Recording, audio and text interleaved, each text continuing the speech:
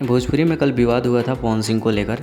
मानो कि वे खत्म होने का नाम नहीं ले रहा है। सौम्या पोखरेल फिर से लाइव आई और लाइव के दौरान क्या कुछ कहा, पहले आप सब छोटा सा क्लिप देखिए। कौन है पवन सिंह, हम बोले थे तो बहुत ज्यादा विवाद हो रहा है। जान लो, हम नहीं जानना चाहते, वो इंसान को जानते नहीं है तो जबरदस्ती है पहचान लो, जान लो। मतलब विवाद इतना ज़्यादा आगे बढ़ता हुआ नजर आ रहा है कि भोजपुरी के कई आर्टिस्ट भी इस मामले पे अपने बातों को रख चुके हैं और पवन सिंह इस टॉपिक पे अपनी बातों को रखेंगे या नहीं, नेक्स्ट वीडियो में हम आप सबको बताएंगे।